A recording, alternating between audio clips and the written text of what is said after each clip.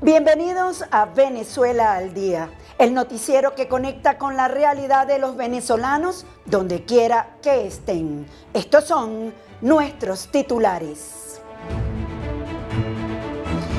Infierno en centro penitenciario de Barinas. Los internos se tomaron el penal. Denuncian supuestos malos tratos y torturas. El futuro del Esequibo sigue en juego. La disputa por este territorio, administrado por Guyana y reclamado por Venezuela, volvió a escalar en La Haya. María Corina Machado será candidata presidencial. Así lo anunció desde Panamá, donde también sostuvo un encuentro con Paloma Valencia, aspirante a la presidencia de Colombia. Temor por brote de ébola en África. Organización Mundial de la Salud declara emergencia de salud pública internacional por reaparición del ébola en África. Y de Venezuela para el mundo llega el cacao Chuao, un producto con más de 400 años de tradición y excelencia.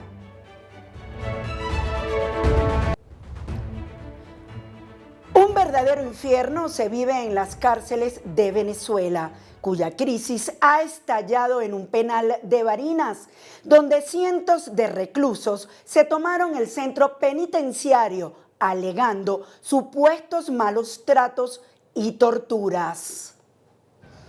Cientos de reclusos del internado judicial de Barinas, conocido como Injuba, se tomaron las instalaciones del penal para denunciar presuntos malos tratos, torturas y restricciones a las visitas familiares.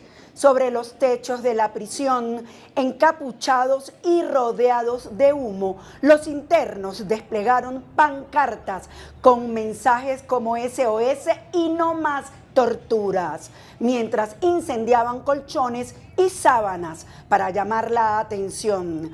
La ONG Observatorio Venezolano de Prisiones aseguró que los detenidos se estaban manifestando pacíficamente cuando funcionarios de custodia, junto al nuevo director del penal, habrían disparado contra algunos internos, dejando varios heridos. En videos difundidos por la organización, también se observa a un preso lesionado en uno de sus brazos. Según las denuncias, la Guardia Nacional ingresó al recinto con bombas lacrimógenas, afectando incluso a mujeres recluidas en el anexo femenino. Afuera del penal, familiares permanecen desesperados, sin información clara y escuchando detonaciones desde el interior. Una madre aseguró que su hijo lleva semanas incomunicado y denunció golpizas, descargas eléctricas y otros presuntos abusos dentro de la prisión. La ONG afirma que más de 1.200 hombres y más de 100 mujeres se declararon en huelga para exigir la destitución del director Elvis Macuare Guerrero.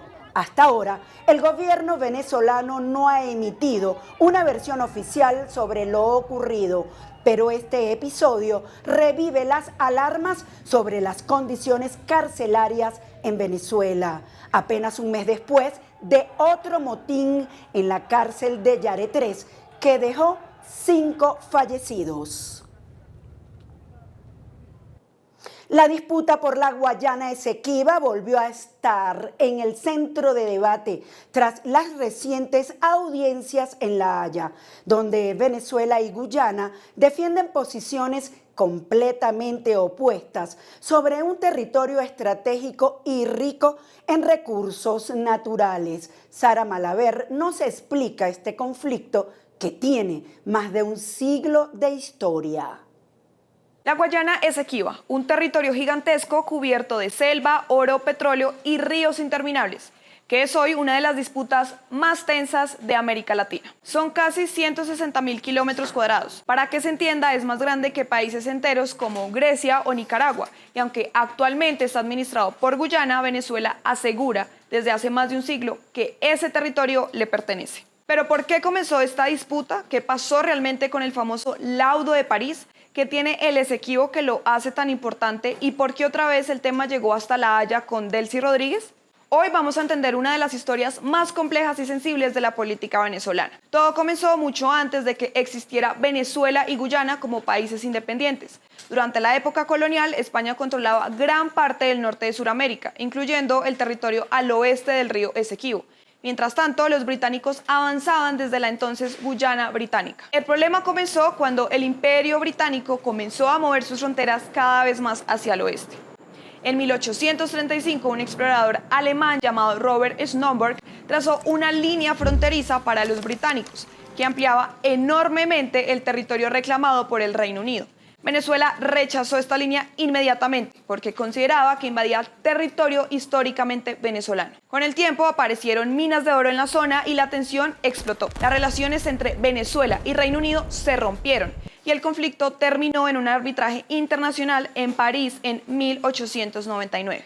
Ese arbitraje terminó otorgándole casi todo el territorio a los británicos. Ese fallo se conoce como el laudo arbitral de París. Pero aquí viene el punto clave. Venezuela sostiene que ese laudo fue fraudulento. Décadas después aparecieron memorias y documentos que sugerían acuerdos políticos entre árbitros británicos y estadounidenses detrás de la decisión. Caracas asegura que nunca hubo una representación venezolana real y que el fallo fue manipulado. Por eso Venezuela considera el laudo nulo e írrito, es decir, inválido desde el origen. Y aquí aparece otro momento importantísimo. En 1966, poco antes de que Guyana se independizara del Reino Unido, se firmó el Acuerdo de Ginebra. Ese acuerdo es fundamental para que Venezuela reconociera oficialmente que existe una controversia territorial pendiente. En otras palabras, el conflicto nunca quedó completamente resuelto. Desde entonces, Venezuela sostiene que la única vía válida es negociar directamente con Guyana bajo ese acuerdo, mientras que Guyana defiende que el laudo de 1899 sí es válido y definitivo. Durante décadas, el conflicto permaneció relativamente congelado, pero todo cambió otra vez con el petróleo. En 2015, ExxonMobil descubrió enormes reservas de petróleo frente a las costas del Esequibo. Y eso convirtió a Guyana en uno de los países con más rápido crecimiento petrolero del mundo.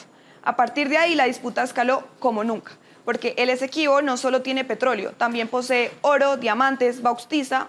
Además, estratégicamente le da acceso a una enorme fachada atlántica. En Venezuela, el tema del Esequibo pasó a convertirse otra vez en una bandera política nacional. Y en 2023 ocurrió algo que elevó aún más la tensión regional. El gobierno venezolano realizó un referendo consultivo preguntando si el país debía crear un nuevo estado venezolano llamado Guayana Esequibo.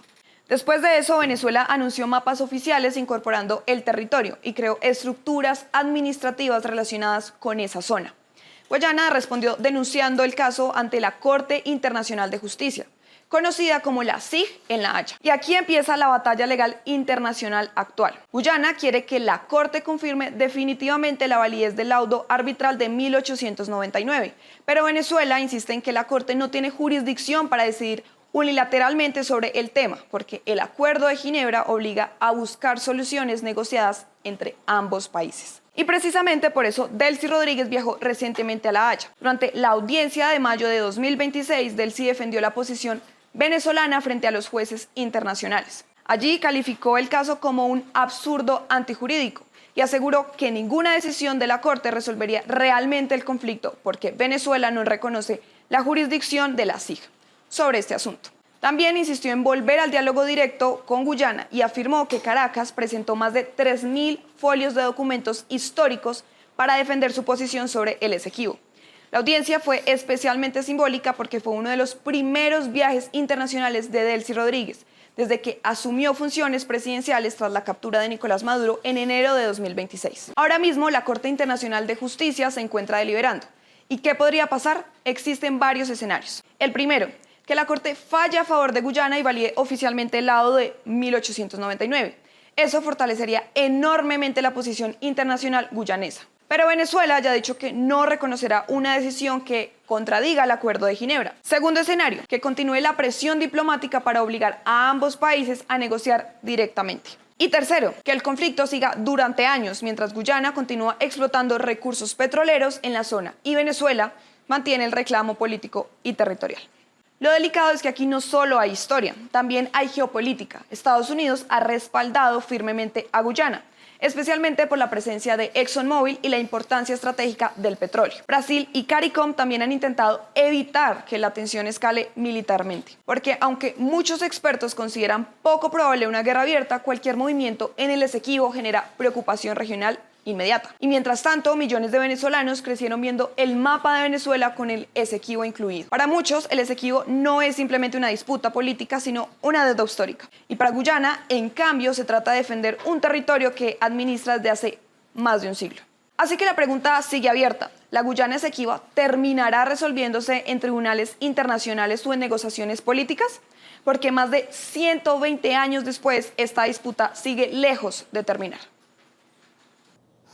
Y para entender qué puede pasar con el Esequibo y cómo avanza este proceso en la Corte Internacional de Justicia, sostuvimos un diálogo con el ex embajador de Venezuela ante la ONU, Víctor Rodríguez Cedeño, en el que explicó por qué este juicio es particularmente importante. O sea, para nosotros es un tema sumamente importante que lamentablemente hemos llegado a un proceso judicial al que no teníamos que haber llegado. No se hicieron las cosas hasta 1999. Se tuvo mucho contacto con Guyana, no se logró un acuerdo. Después se abandonó, tengo que confesarlo, tengo que decirlo claramente, se abandonó el tratamiento del tema. Lamentablemente. Pasaron los años y Guyana, actuando un poco de más, yo diría, recurriendo al Acuerdo de Ginebra, plantea al secretario general de la ONU que lleve el caso a la Corte. Y la verdad es que la Corte no era competente para conocer esta controversia. Para nosotros eso fue un golpe, pero que Venezuela no participó, no compareció en la fase preliminar y entonces no aportó nada. Por supuesto, no se defendió como tenía que hacerse. Al aceptar la competencia de la Corte, pues simplemente estamos en el proceso y estamos en este momento complicado. Entiendo la idea. Venezuela enfrenta un momento complejo y en su criterio el país está bien representado legalmente en las recientes audiencias. Bueno, Venezuela presenta argumentos sólidos para pedir a la Corte no confirme la validez del laudo arbitral porque el laudo es nulo, nulo porque el compromiso arbitral es nulo, nulo porque no fue motivado, nulo porque el árbitro fue más allá de lo que se le pidió y además no hizo lo que tenía que hacer, el derecho aplicable el derecho no lo aplicó como tenía que aplicarlo y como no hubo motivación, fue una componenda política principalmente, lamentablemente, que sufrimos en el proceso de París. Y el proceso de París de varios meses terminó con el laudo arbitral. Nosotros no teníamos ni siquiera un árbitro venezolano, eran 2 ingleses y 2 americanos y un ruso que presidía el... O sea, todo eso estuvo en contra y después entonces, bueno, Venezuela no pudo protestar mucho. Protestamos, pero no lo suficientemente porque era un país pequeño ante la potencia imperial británica. Bueno, aquello era muy complicado, situación política interna venezolana en situación complicada también. Entonces, en 1905, el Reino Unido le dice al gobierno venezolano, vamos a demarcar. ¿Sabes que el establecimiento de frontera tiene 2 fases? La delimitación, que es el laudo, y la demarcación, que es colocar los hitos en donde se cree que deben ir con la línea limítrofe, ¿no? Bueno, esto fue en 1905, nos obligaron, incluso hay pruebas importantes, Venezuela le dijo, no vamos a demarcar, y el Reino Unido dijo, sí, hay que demarcar o demarcamos nosotros solos. Y además nos amenazaron, eso fue el bloqueo de 1903, 1904. Total, nosotros tuvimos que aceptar un laudo fraudulento, un acuerdo de demarcación. Pasaron los años y en 1948 descubrimos que un documento póstumo de uno de los abogados nuestros en París, en esa época, donde él habla de todo lo que pasó en el proceso y nosotros inmediatamente el gobierno democrático de Betancourt lo plantean en Asamblea General de Naciones Unidas y comienza un periodo de negociaciones hasta que llegamos a Ginebra en 1966 y de ahí en adelante llegamos al proceso que lamentablemente estamos ahora. Y para ubicarnos en el momento en el que estamos, ¿qué sucede? Ahora Venezuela rechaza la jurisdicción, lo que me parece que no es lo más oportuno ni lo más conveniente, porque ya está superado. Hay una decisión de la Corte preliminar donde dice la Corte yo soy competente y la demanda es admisible. O sea, no hay ninguna otra salida. Venezuela insiste en que el marco jurídico es de Ginebra, nosotros consideramos también, y lo importante, yo creo que hay que buscar, o había que buscar, y todavía hay tiempo a lo mejor, una solución práctica mutuamente satisfactoria, que es lo que dice el Acuerdo de Ginebra, no una decisión judicial. Entonces, estamos en este proceso. Venezuela rechaza, lamentablemente, rechaza la jurisdicción, rechaza el proceso, se presenta en las audiencias públicas ahora, bien asesorada, pero lamentablemente politizando un poco todo, van y dicen una frase, por ejemplo, como esta: venimos a mostrarle al mundo nuestra verdad histórica. O sea, no, eso no es un sitio político, eso es una corte. O sea, ahí tenemos que ir con argumentos jurídicos serios. Ahora, lo que está claro es que la Corte debe decidir este año o a principio del próximo. O ratifica el laudo de 1899 o se regresa al Acuerdo de Ginebra. ¿Qué piensa usted que pueda ocurrir cuando ha habido enfrentamiento y cero posturas flexibles por parte del gobierno encargado de Venezuela? Bueno, aquí hay que insistir en algo que es importante, pero yo no sé cuál es la capacidad que tiene el grupo que gobierna en el país en este momento. Hay una posibilidad de acercamiento, una posibilidad de negociar con Guyana. Estamos en un proceso y eso no importa. Estamos en un proceso en los tribunales internos. Muchas veces, cuando hay un conflicto, digamos un divorcio, las partes hasta el final, bueno, en pleno proceso, de repente llegan a un acuerdo. O sea, no es extraño, y en la práctica de la Corte tampoco. Hay un caso de India-Pakistán de los años 70, donde en pleno proceso negociaron, se pusieron de acuerdo y se quitó el caso de la Corte y resolvieron por la vía de la negociación. Yo creo que nosotros podemos plantear en este momento, porque para nosotros es una cosa complicada, que el territorio Esequibo titularmente es nuestro, pero si llega a ser totalmente de ellos, la proyección al Atlántico se nos va a complicar un poco, porque el territorio marca los espacios marítimos, marinos y submarinos, y ahí es donde hay una gran riqueza. Creo que es una oportunidad de conversar. Lo que pasa es que este gobierno, este régimen que tenemos ahora, lamentablemente, no es muy de conversación ni de acercamiento, sino que es muy confrontacional. Y lo vimos en las declaraciones, siempre acusando a Guyana de esto, acusando al presidente de esto. Negociar es un arte diplomático y con fundamentación jurídica, pues se puede estar muy fuerte. Hay que tener dos cosas: una fortaleza jurídica para tener razón y una voluntad política para poder sentarse a negociar. Yo creo que hay una posibilidad de negociar. Muchos dicen, bueno, Guyana no va a negociar porque tiene el caso ganado. Bueno, no lo tiene tan ganado tampoco, ni le va a ser tan fácil. Y además a Guyana le conviene una relación buena con nosotros, y para nosotros sería muy traumático una decisión de la Corte que nos quite el territorio esequibo. Yo creo que habría, y tenemos elementos, y todo el mundo sabe lo que pasó en París en 1899, todo el mundo sabe la posición de los británicos, eso se sabe. Simplemente nos quitaron el territorio, nos despojaron, nos quitaron ese territorio, y bueno, a lo mejor hoy en día podemos conversar. ¿Y cómo se conversa? Bueno, acercamiento y propuestas de cooperación. Hay muchas cosas que se pueden hacer conjuntamente. Venezuela y Guyana son países, van a ser vecinos toda la vida. Eso no hay ninguna duda. Panamá volvió a convertirse en territorio clave para Venezuela. Desde el país que custodia las actas del 28 de julio, María Corina Machado hizo un anuncio que sacudió nuevamente el tablero político.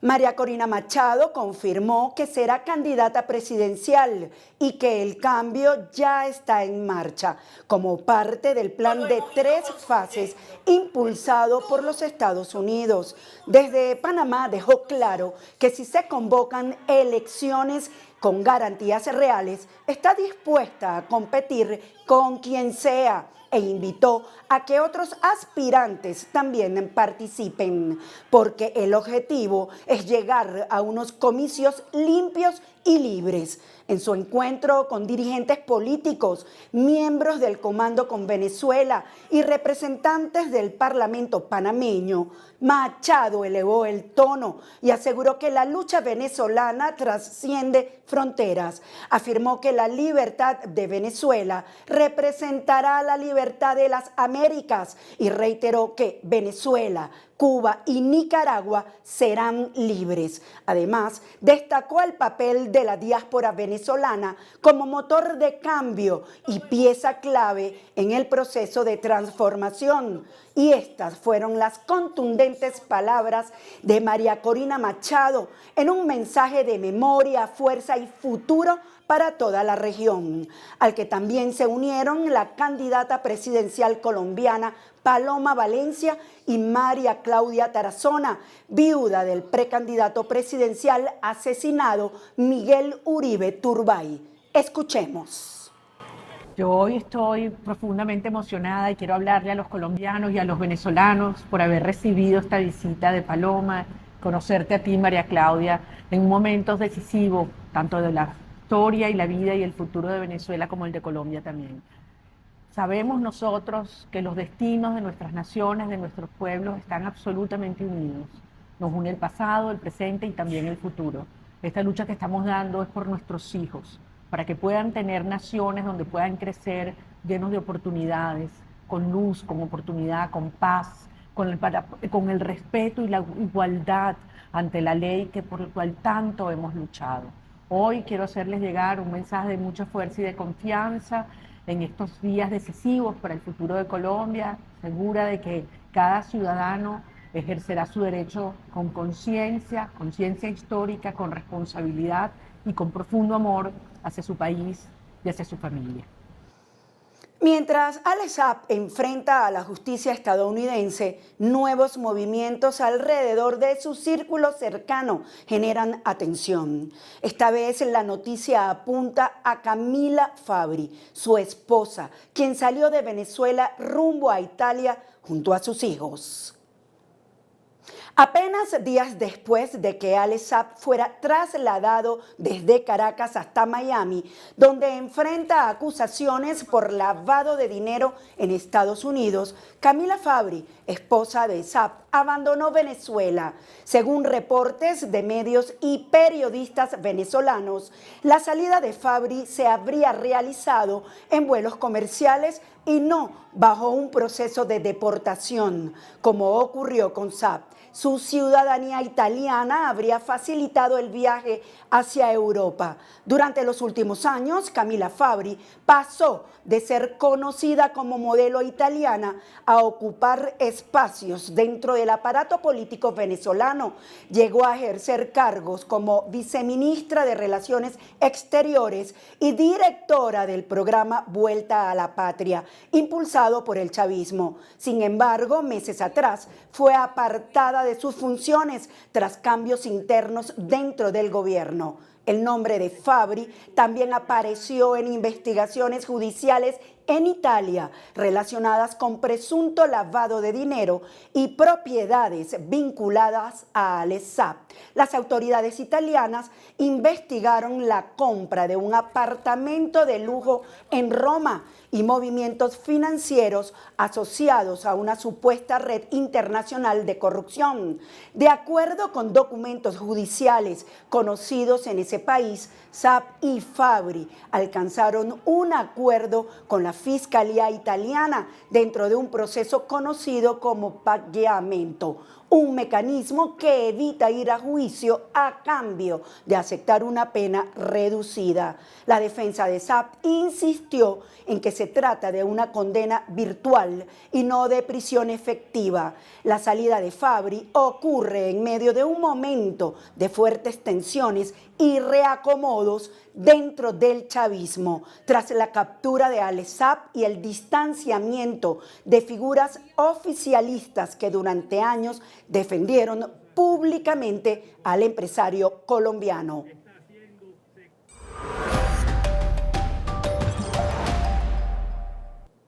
Las alarmas sanitarias volvieron a encenderse en el mundo. Un nuevo brote de ébola ya deja decenas de muertos en África y preocupa por una cepa sin vacuna aprobada.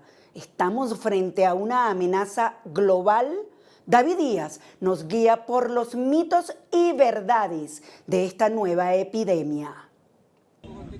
¿Y si el mundo estuviera frente al brote de ébola más peligroso en años y nadie lo hubiese detectado a tiempo? Más de 500 casos sospechosos, decenas de muertos, hospitales colapsados y una cepa para la que todavía no existe una vacuna aprobada. Todo esto ocurre mientras el virus ya cruzó fronteras y encendió las alarmas internacionales. La Organización Mundial de la Salud volvió a activar las alarmas globales. Un nuevo brote de ébola, detectado inicialmente en el noreste de la República Democrática del Congo, ya se expandió hacia Uganda y preocupa a expertos internacionales por su velocidad de propagación y por las enormes dificultades para contenerlo. Y aunque la OMS asegura que el riesgo global todavía es bajo, la situación en África Central ya se considera crítica a nivel regional. Esta vez el problema tiene varios ingredientes explosivos: conflicto armado, desplazamientos masivos, pobreza extrema, fallas sanitarias y una variante del virus mucho menos conocida que todas las anteriores. Todo comenzó en la región de Ituri, en el noreste del Congo. Las autoridades sanitarias detectaron una serie de pacientes con fiebre alta, hemorragias y síntomas severos compatibles con enfermedades tropicales comunes en la zona. Inicialmente, muchos médicos pensaron que se trataba de malaria o salmonelosis, pero estaban equivocados. Los laboratorios disponibles solo tenían capacidad para detectar una cepa específica del ébola, la variante Zaire. Sin embargo, el virus que estaba circulando era otro completamente distinto, el Bundibugyo. Ese error retrasó la identificación real del brote durante semanas, y mientras el diagnóstico fallaba, el virus seguía expandiéndose silenciosamente. Hoy ya se habla de cerca de 600 casos sospechosos y más de 130 muertes bajo investigación. La situación es tan delicada que la OMS declaró una emergencia de salud pública de importancia internacional, el máximo nivel de alerta sanitaria que puede permitir el organismo. Es justo aclarar que el ébola no es un virus nuevo. El mundo ya vivió devastadores brotes, especialmente entre 2014 y 2016 en África Occidental, cuando murieron más de 11.000 personas. Sin embargo, esta vez el problema tiene un elemento adicional. La cepa Bundibugyo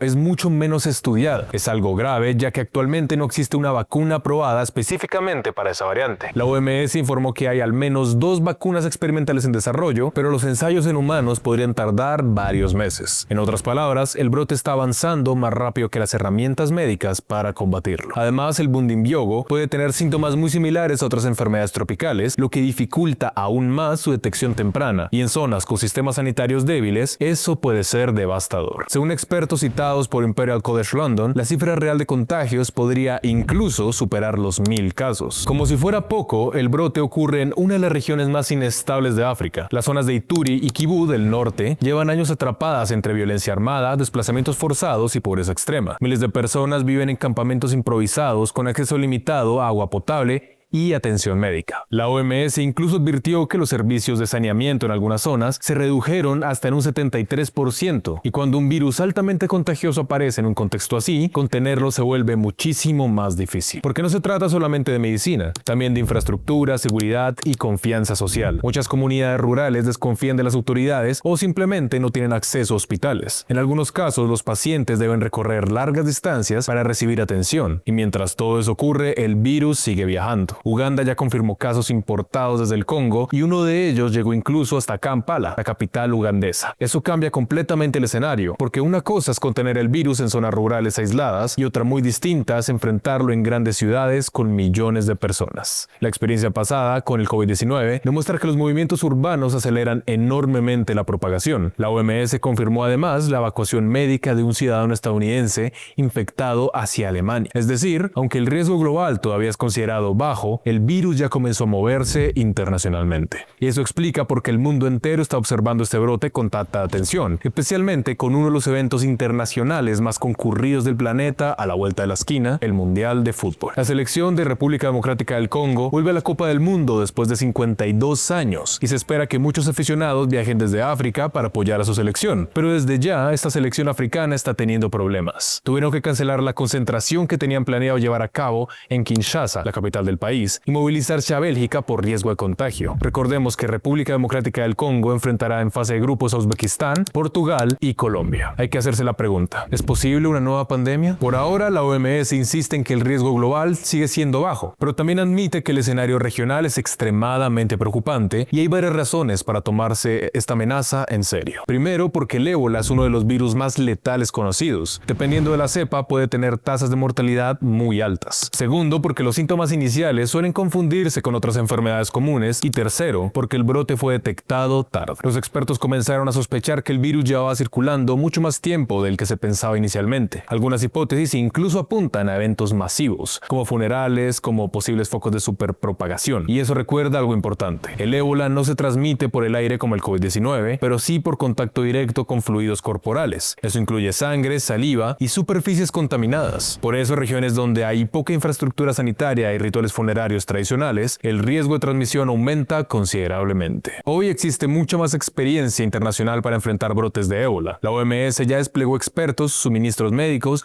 y fondos de emergencia. Además, países vecinos comenzaron a reforzar controles fronterizos y vigilancia epidemiológica. Pero la preocupación sigue creciendo porque el brote aparece en un momento complicado para la salud global. Muchos sistemas sanitarios todavía enfrentan secuelas económicas y estructurales tras la pandemia de COVID-19. Y al mismo tiempo, la financiación internacional para emergencias humanitarias ha disminuido en varias regiones del mundo. Es decir, el planeta tiene más experiencia, pero también menos margen para el error. Por ahora, el brote de ébola en África Central sigue creciendo. La OMS asegura que aún no estamos frente a una pandemia global, pero las cifras, la rapidez del contagio y la ausencia de una vacuna aprobada para esta cepa mantienen a la comunidad en alerta. El gran desafío será contener el virus antes de que llegue a más ciudades y más países, porque la historia ya demostró algo. No estamos exentos de una pandemia y la única forma de combatirla es estando preparados con ciencia, tecnología y protocolos.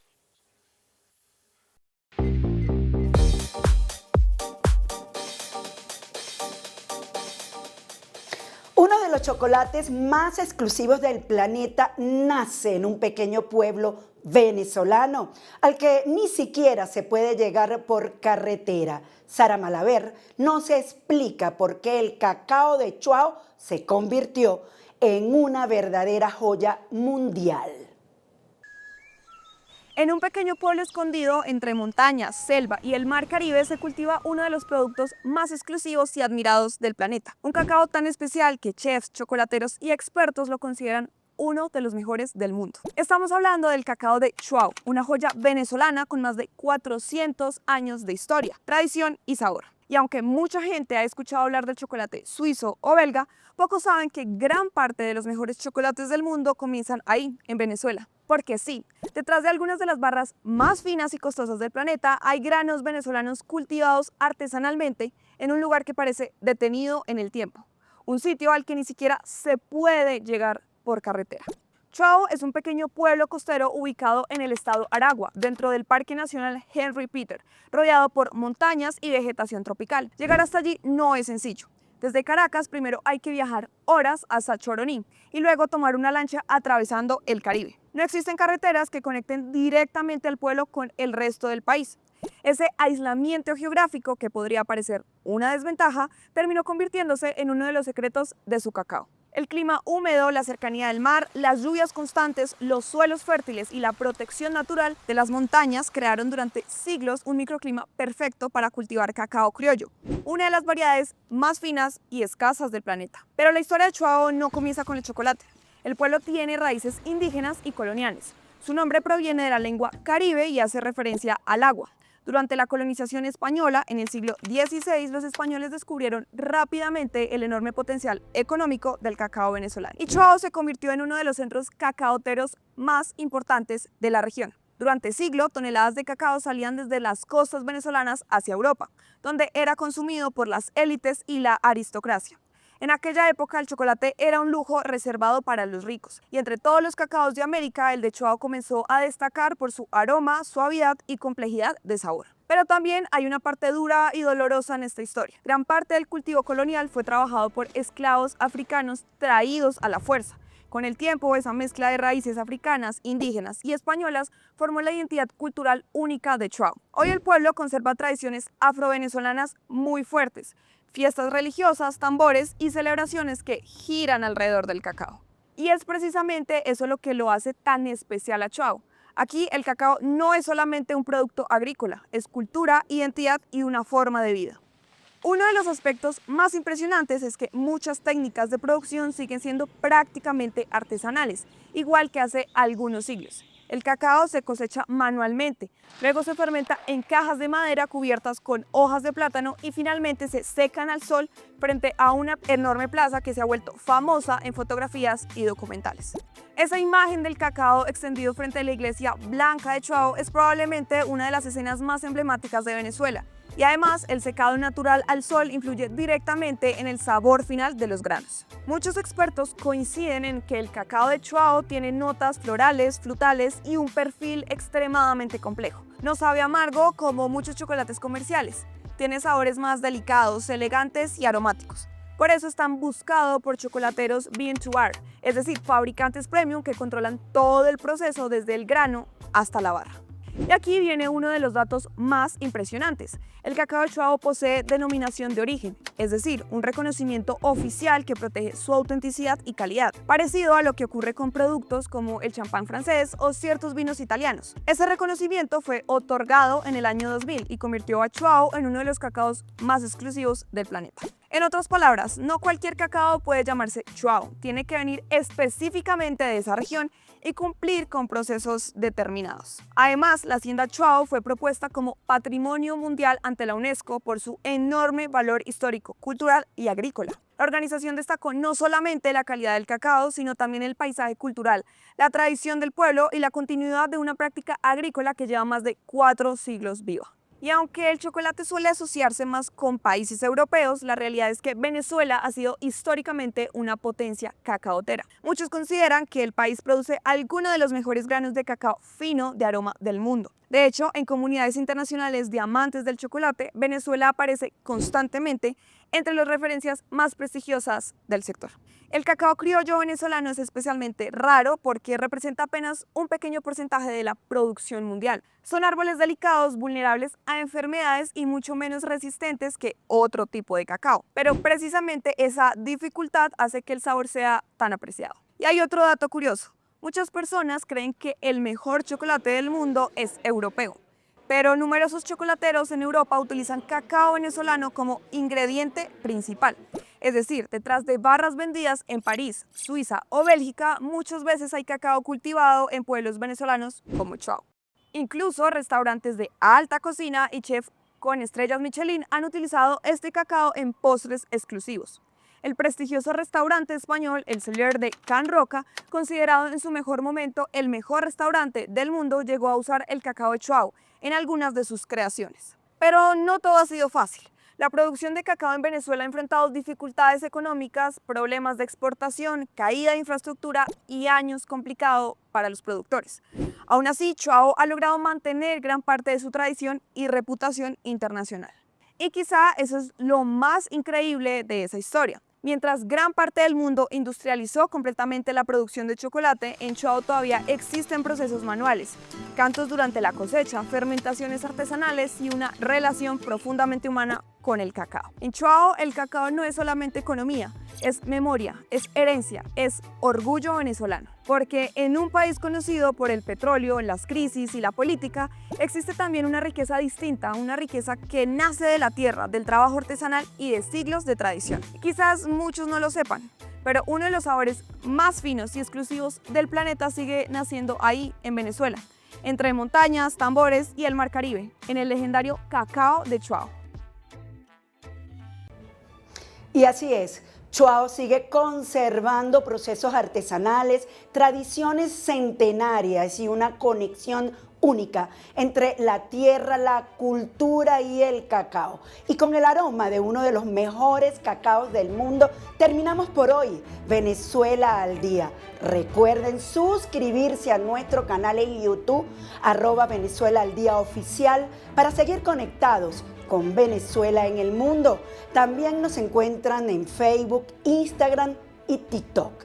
Hasta una próxima emisión.